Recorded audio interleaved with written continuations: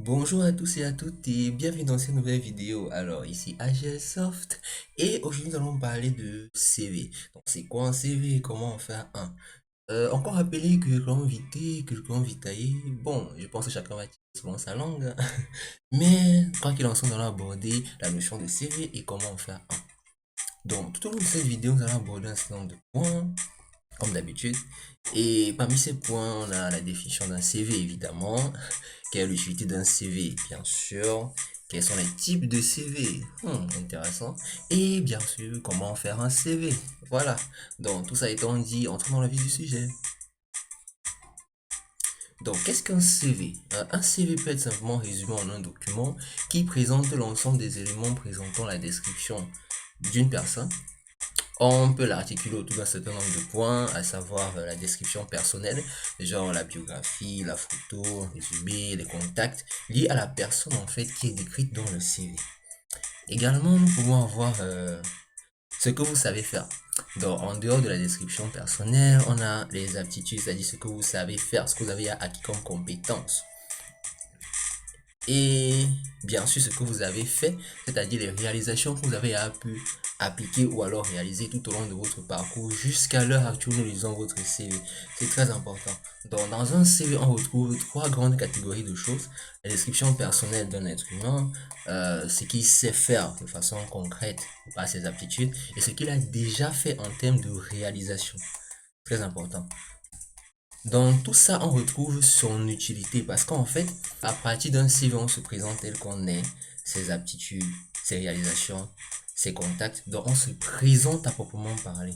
Mais en dehors de ça, avec un CV, on peut également s'auto-évaluer. Vu que dans un CV, nous présentons nos aptitudes, nos compétences, nous pouvons donc à notre niveau voir un peu ce qu'on est capable de faire, ce qu'on n'est pas encore capable de faire et voir comment orienter notre futur par rapport à ce qu'on pourrait acquérir de plus en tant que compétence. Donc également avec un CV, on peut postuler un emploi, vu qu'en fait c'est ça la finalité d'un CV. Lorsqu'on fait un CV, c'est pour postuler à un emploi. Mais la notion de postulat concernant un emploi fait intervenir la notion de type de CV que nous abordons là maintenant. Dans les types de CV, nous pouvons voir plusieurs types de CV. Mais à notre niveau, ici, nous nous concentrons sur trois principes. Ce n'est pas une caricature normalisée, mais ce ne sont que des exemples regroupés de façon synthétique pour pouvoir résumer l'ensemble des CV qu'on peut retrouver sur Internet.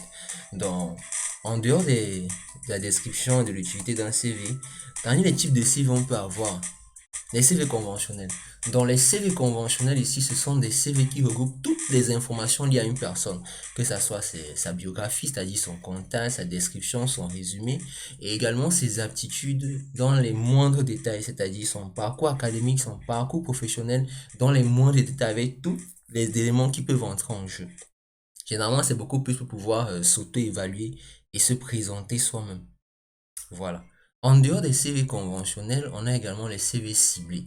Donc, dans les CV ciblés ici, il s'agit ici de prendre des éléments qui sont spécifiques à notre CV de façon conventionnelle afin de les orienter par rapport à un emploi spécifique. Il s'agit ici simplement de d'augmenter ses chances de qualification. Parce que dans un CV conventionnel, on a beaucoup trop d'informations.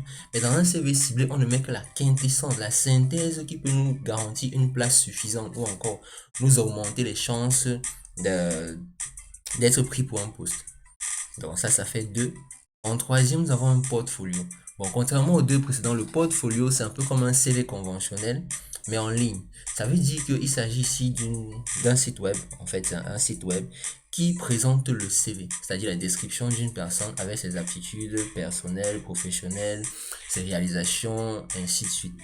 Donc c'est un CV, mais non plus sous forme de document, mais sous forme de site web. Nous verrons tout ça dans les vidéos, dans les prochaines vidéos. Donc maintenant que nous connaissons les types de CV, voyons comment en faire un. Donc pour faire un CV, c'est pas très compliqué. Nous allons apporter une touche de clarté en essayant d'être méthodique dans notre présentation. Donc comment faire un CV? Nous allons d'abord présenter les outils. Quels sont les outils permettant de concevoir un CV? Bon, de façon générale et basique, nous avons Word, évidemment. On peut faire un CV avec Word. Mais nous pouvons aussi faire un CV avec PowerPoint. Je vous assure que la différence est assez flagrante. Nous le verrons dans les prochaines vidéos. Parce que ici, nous partons d'une série liée à la description et la conception d'un CV. Donc, en dehors de Word et de PowerPoint, nous avons également le pack LibreOffice. Bon, j'intègre ici le pack LibreOffice pour ne pas centraliser la réalisation d'un CV seulement sur Windows.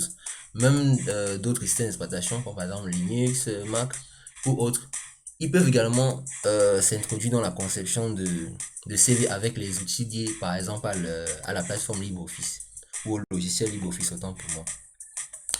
Et comme troisième outil, nous avons les outils de conception en ligne parce qu'il existe plein d'outils qui permettent de réaliser rapidement et simplement un CV.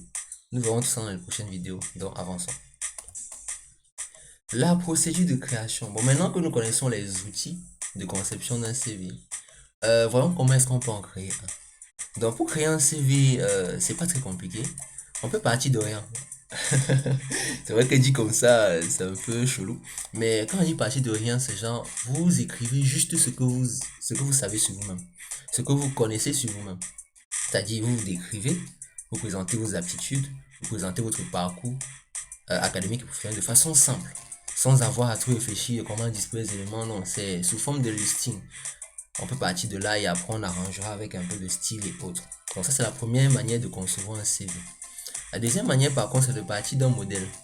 Donc, avec un modèle, il s'agit ici d'aller un petit peu plus vite parce que nous avons de base une structure hiérarchique bien organisée, bien structurée, dans laquelle nous allons juste enregistrer ou encore ajouter nos éléments en fonction de la section correspondante. Donc, genre, on a un modèle qui a un cadre photo, mettons la photo, un modèle qui a un cadre résumé, mettons le résumé, un cadre description personnelle qui nous mettons la description personnelle ou les contacts, ainsi de suite. Donc, c'est beaucoup plus parti sur une structuration déjà bien définie pour avoir un CV propre. Donc, la troisième méthode, parce qu'il y en a une troisième évidemment, c'est demander de l'aide à quelqu'un. Ouais, je sais, vous vous attendiez pas à ça. Mais pour faire un CV, vous pouvez également demander à quelqu'un. C'est-à-dire, vous faites appel à une personne, un spécialiste, ou encore moi, parce que je peux aussi vous aider à le faire. Vous demandez à une personne de vous aider à faire votre CV. Vous lui fournissez l'ensemble des éléments dont il aura besoin et il se charge de faire le reste.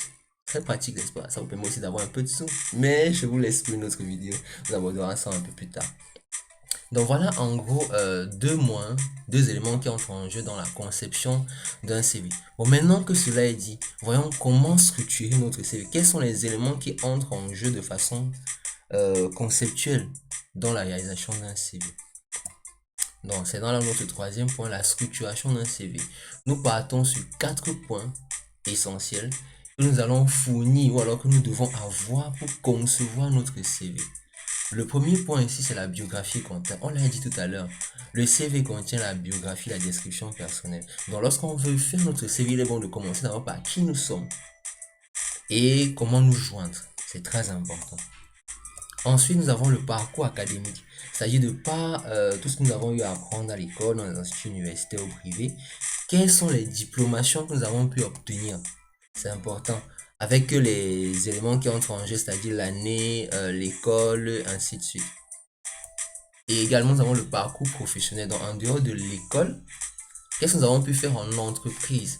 Quelles sont les étapes que nous avons pu réaliser en entreprise, que ce soit des stages, que ce soit des postes pré-emploi ou encore des postes à proprement parler, avec bien sûr les dates qui vont avec l'entreprise, qui vont avec la localisation de l'entreprise et bien sûr en description le travail qui a été fait. Bon, bien sûr, ça ici je fais un résumé, particulièrement pour les CV ciblés.